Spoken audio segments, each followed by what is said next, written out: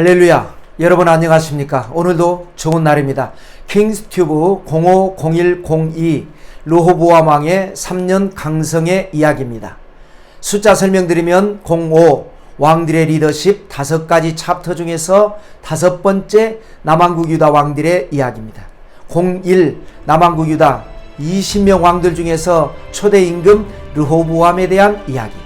02 르호보암 왕 4가지 이야기 중에서 2번째 이야기 3년 강성에 대한 이야기입니다. 자, 르호보암 왕 원년에 왕국이 분열이 됐죠. 그래서 10지파가 찢겨져 나가서 북이스라엘이 세워졌습니다. 남왕국 유다는 2지파만 남았습니다. 심각한 국력 손실입니다. 그런데 어떻게 3년 동안 강성해지는 역사가 있었을까요? 오늘 그 공부하겠습니다. 첫째로 르호보암 왕의 반성 정치입니다. 10지파를 잃어버린 르호보암은 반성하는 의미에서 나름대로 정치를 잘합니다. 먼저는 하나님께 순종했고요. 두 번째는 잃어버린 10지파에 연연하지 않고 내실 경영을 잘합니다. 먼저 순종 살펴보겠습니다. 10지파가 반란을 일으키고 그래서 감독관 하도람이 죽었을 때 르호보암은 군대를 소집했습니다. 반란군들을 진압하고 잃어버린 10지파를 되찾고 그래서 나라를 안정시키는 것이 왕으로서 자신이 할 일이라고 생각했습니다. 그래서 군대를 소집했는데 18만 명이 모였습니다. 인원 점검을 마치고 북쪽을 향해서 출발을 하는데 한 선지자가 군대의 행렬을 가로막습니다. 그리고 말씀을 전합니다. 야훼께서 이같이 말씀하시기를 너희는 올라가지 말라. 너희 형제와 싸우지 말고 각기 집으로 돌아가라. 이 일이 내게로 말미암아 난 것이라 하셨다라 하신지라.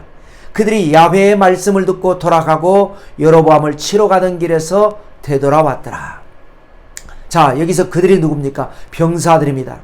그 병사들이 야훼의 말씀을 듣고 돌아가고, 병사들은 군인들입니다. 명령에 살고 명령에 죽습니다. 그들이 돌아갔다라고 하는 것은 군 최고 통수권자인 르호보암 왕이 철수 명령을 내렸다는 것이고, 르호보암은 선지자를 통한 하나님의 말씀에 순종했다는 뜻입니다. 또 내실 경영을 살펴보면 밖에서 이룬 것을 안에서 찾자, 이런 의미로 10지파 탈대로 국력이 약해졌을 때, 자, 이런 상태에서 최대한 내적으로 경영을 합니다. 15개 지방성읍에 방어성을 구축합니다. 르호보암이 그 방비하는 성읍들을 더욱 견고하게 하고 지휘관들을 그 가운데 두고 양식과 기름과 포도주를 저축하고 모든 성읍에 방패와 창을 두어 매우 강하게 하니라. 유다와 베냐민이 르호보암에게 속하였더라. 성읍만 견고하게 한 것이 아닙니다. 유능한 지휘관들을 세워서 백성들을 잘 지키게 합니다. 또 비상식량을 비축을 하는데 양식, 기름, 포도주, 또 무기도 완비했죠. 방패와 창. 자, 이렇게 남쪽에서 하나님께 순종하고 국가 내실 경영을 할 때에 찢겨져 나간 북쪽 이스라엘에서는 어떤 일이 있었을까요? 둘째로 여로보암의 교만 정치입니다. 10지파 반란으로 세워진 나라 북왕국 이스라엘. 그 북이스라엘의 초대 임금 여로보암. 자, 이름이 비슷하죠. 남왕국 유다는 르호보암, 북왕국 이스라엘은 여로보암.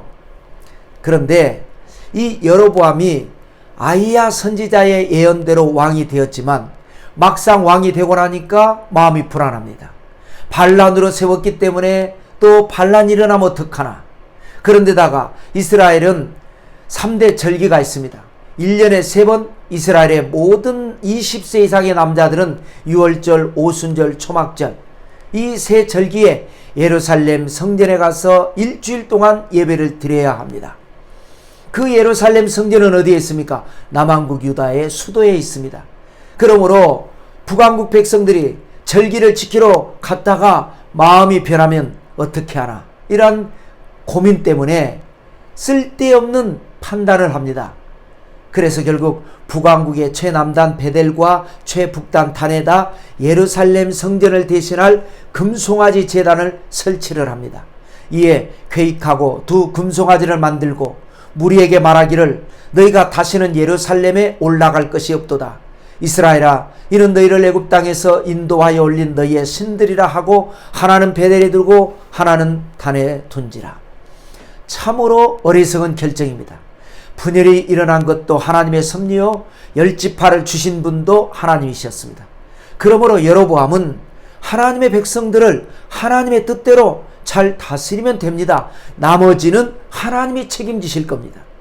그런데 쓸데없는 두려움과 걱정 때문에 금송아지를 만들었습니다. 이것은 심각한 신성 모독입니다.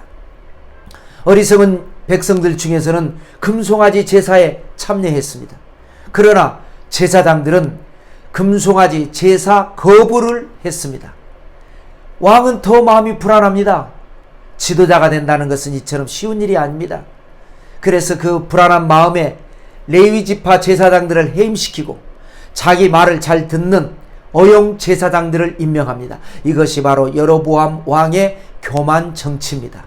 왕의 통치 사상 중 첫 계명이 뭡니까? 경천애인입니다. 하나님을 두려워하고 백성들을 사랑하는 것. 이 정치가 잘 되어야 하는데 그렇게 되지 못했습니다. 셋째로 귀순자들의 결단 신앙입니다. 자, 제사장들과 레위 사람들은 예배가 생명인 사람들입니다. 예배가 무엇입니까? 하나님을 영화롭게 하는 겁니다. 그런데 금송아지 제단은 하나님을 욕되게 하는 것이었습니다. 그래서 제사장들은 과감하게 남쪽 예루살렘으로 귀순했습니다. 하루를 살아도 사람답게 살고 믿음으로 살겠다는 결단입니다. 그 결단은 또 다른 파급 효과를 가져옵니다. 이스라엘 모든 지파 중에 마음을 굳게 하여 이스라엘의 하나님 야훼를 찾는 자들이 레위 사람들을 따라 예루살렘에 이르러 그들의 조상들의 하나님 야훼께 제사하고자 한지라. 마음을 굳게 하여 하나님을 찾는 자들, 그야말로 신앙의 알짜배기들입니다. 이 사람들이 제사장들 따라서 남쪽으로 내려옵니다.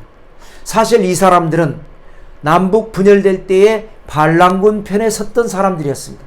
그런데 제사장들이 쫓겨나는 것을 보고 그때서야 깨닫습니다.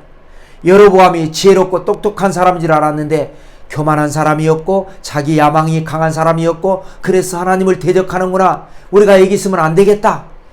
깨달은 사람들마다 너도 나도 제사장 대열에 동참해서 남아하였습니다. 성경에는 정확한 숫자는 기록되어 있지 않지만 아마 적지 않은 백성들이 남아한 것으로 추정됩니다. 그래서 처음 분열될 때 10지파와 2지파 불균형이었던 남북관계가 이 사건을 통해서 어느 정도 균형이 이루어집니다. 오직 신앙 하나 때문에 모든 기득권을 다 버리고 내려온 이 사람들 때문에 남한국 유다는 강성해집니다. 그러므로 3년 동안 유다 나라를 도와 솔로몬의 아들 르호보암을 강성하게 하였으니 이는 무리가 3년 동안을 다윗과 솔로몬의 길로 행하였음이더라. 자, 심각한 어려움이 있었지만 그 어려움 속에서도 잘 견디고 참고 순종하고 내실 경영하니까 또 좋은 일이 있지 않습니까? 오늘날 우리가 이 세상 살아갈 때 좋은 일도 있고 안 좋은 일도 있습니다. 좋은 일이 있다고 해서 교만하면 안 되고 안 좋은 일이 있다고 해서 기죽을 것 없습니다. 하나님께 기도하면서 나가면 반드시 좋은 일은 일어나는 것입니다. 여러분이 그런 기적의 주인공 되시기를 주님의 이름으로 축원합니다.